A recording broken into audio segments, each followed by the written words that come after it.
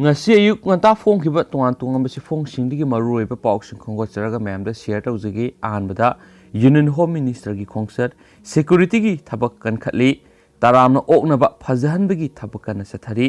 Union Home Minister Amit Shah heng Imphal da Donor Minister Dr. Jitendra Singha galonyana lakadori basi gi damak security gi thabak hena kan khatkre hayeng ayu Guwahati dagi Imphal da thunglagadaba Union Home Minister gi khongsat asigi damak Bir Tikendra International Airport gi hauraga hapta kangjai buk loinana Classic Grande Faub gi lambi ahing lektun security na ngak seli hari Union Home Minister na Imphal da thunglabaga hapta kangjai bung da chatlaga miyam gi mifam amada wa ngangani loinana project taret urayum tamgani aduga project anina sangaduna miyam da shinagani amasum project aman haudukani ore uyum tamgadaba project sing aduru Chuchampur Medical College IIIT Mayangkhang Mantripukhi IT SEZ Mantripukhi Manipur Bhawan Dwarka New Delhi State Government Guest House State Police Headquarter amasum Integrated Command and Control Center ni sangagadaba project ani adudi Thaubal Multipurpose Project amasum Bisnupur Tupul Thaubal Kasom Khulen Road ni aduga state singba thungbada chanagadaba office Union Home Minister na hodokani haidi nungthil pung 3:30 da Union Home Minister na Classic Grande da Coordination Committee on Manipur Integrity gi mute singa unagani atei CSO singa unaraga nungthil pung 3:30 tabada Imphal thadoki gani haidi Union Home Minister Amit Shah nongma gi oiba khongsate Imphal da lakadoriba sigi miyam gi mifamda wangang doriba hapta kangjai bung sem saba airport lambi gi nak yetta sambal khaba Kokaithel outpost mamang da case sabagi akan thabak sabago lonan security gi akan thabak sulakholi Union Minister na satkadaba lambi gi nak yetta barricade thajinba amasum lambi gi medin singda nauna rang thaba gi thabak kana sathari lambi mayai da tuan ba masu gi phiral kya thet pa amasum mapung oiba thorom pangthokpham oiriba hapta kangjai bungi akoibada BJP gi phiral thet gi thabak kana sathari khongsat asiga mari lainana matam kuina sengdokpidana lakhiba hayenggi mapung oiba thorom pangthokpham amasu oiriba hapta kangjai bungsu nongmani gi mamangdigi hauraga ngasi phawba sengdokpagi thabak kan sathauri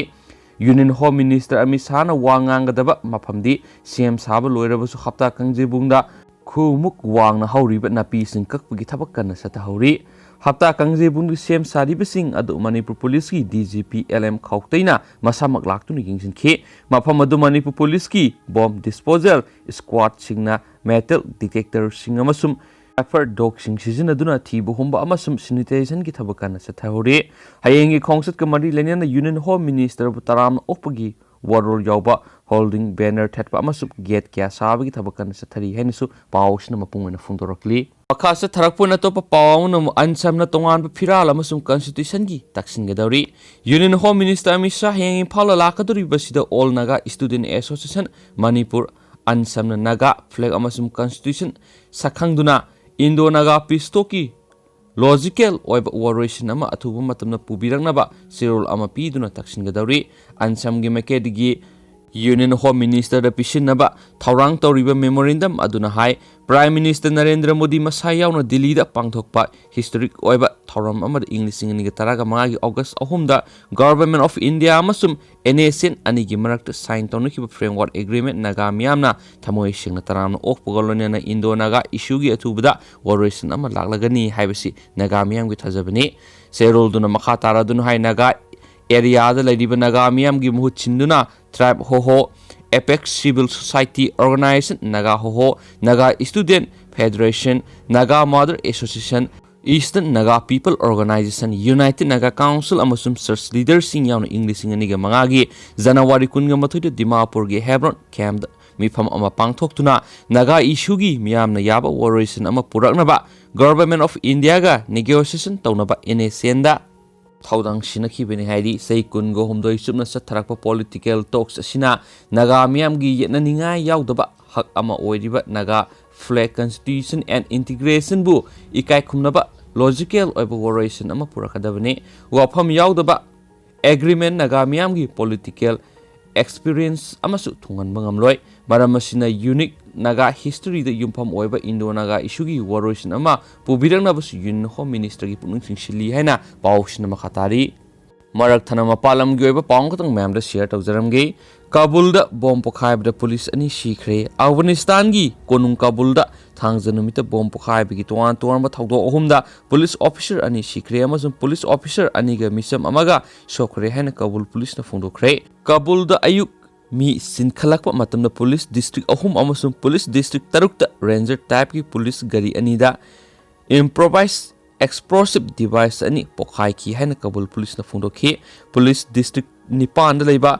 traffic police ki stall amagi mapanda IED ama pokhai ki mi shiba natragana amang ata amata yaukide hauzik phawbada attack singdugi matana group amatana singdoraktri leiba pokpa numita police district tareta improvised bomb ama pokhaibda misam ama amasum leiba asigi marueba prison gi employee mari nupi doctor ani yauna shiki amasum misam ani shokhi namit adumak tada Kabul Military University gi oza amaga army colonel amaga nomai paibe sina police district taragani thuita hatki Doha da Taliban amasum Afghanistan government gi mute sing unaduna santi gi wari sanaba January thagi angan ba phawwa lepkhre amasung wari sanaba thintaraba yai thajanari maraksida Taliban militant singna lebak sigi nongpok thangba sarukta IS fighter sing lan kana sathari henus pawksna makhatana phungdorakli Makasa Tarakpoina to Pamaru Paukranamu 6 pairs another Manipur NSN IM na Lamdam Siki Miamda Miot Minachata left 3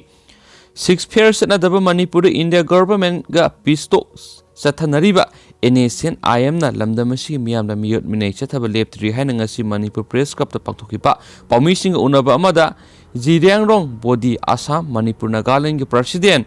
Atuan Abon Maina Fundokre Mana Makata na Haikibada Mabok ki mayumda Christmas kuma yawba satkiba masagi sei kunga mari khaktama ngairiba miyu amabu NSN IM gi keder kharana tamthina purambadana tana phaduna puna ba honaram kiba thawdo adu yamna haksina lawgo lonena lebok thibani haiki thawdo adu tha sigi hawkiba kunga mari gi nungthul pung mari rom tabadagi numidang gi pung mapanom tabagi manungda tamai police station gi manungsana leiba palong khul thokibani NSN IM na tamthina puram khraba miyo eduna arai abonmai seikun ngamari kawe hari ma ki masano pasu oiriba arai abonmai bu maram amata pidana tamthina NSN IM na phubiram ki basi yaningde hairaduna thawdo asimang larholup asina sei kyagi mamangdagi zirianglong phurup ki lusingba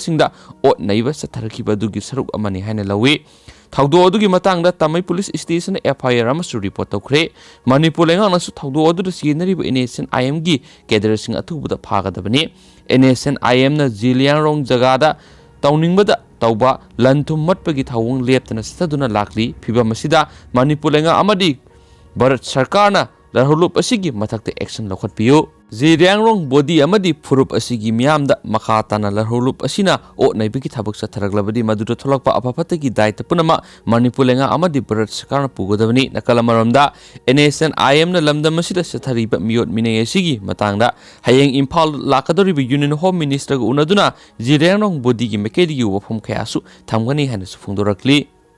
Silakpoina tentakpa atopa maroiba pawamana Manipur gi territory da lairiba praja sing Manipurini Indian nate Waibiren Manipur gi territory da lairiba praja sing Manipurini Indian nate Manipur asi nation ama oina community kanglup kya leiba ningtama leiba amani hana United Kingdom London da leiba Dijuri government of Manipur gi minister Yambem Biren thadorokpa sirol amana hairi sirol asina makhatana hairi bana India gi political arrangement asi His Majesty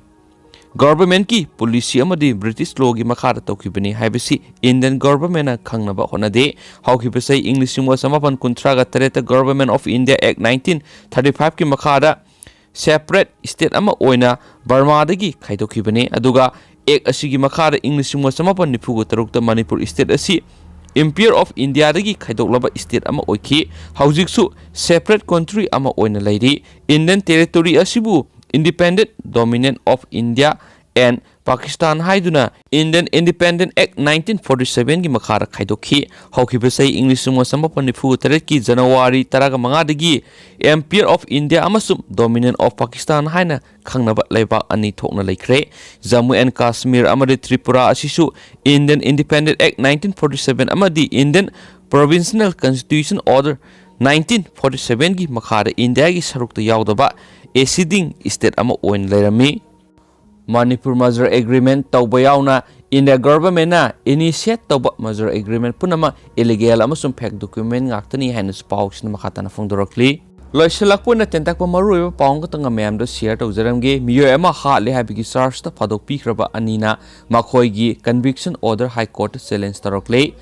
Ngasidagina say taragatruk henbigi mamang kumza English singaniga marida wakhalda miga mimanadraba mentally unsound oirabani haiba miyo amabu tamthina phubudagi sian khibani haiba thagdokta senabani haiduna thagdoksigi matangna police na dakhotpa case ka mari lenena phabadagi wayel chatharaga phadok pikhiba miyo anina makhoibu conviction pikhibagi judgment amasum order adubu high court challenge torakle haina pawsna makhatana phongdor in detail mayam hore nungthinda mayam da share tawjarage haujiko winati matanga solution jaragen. Thank you.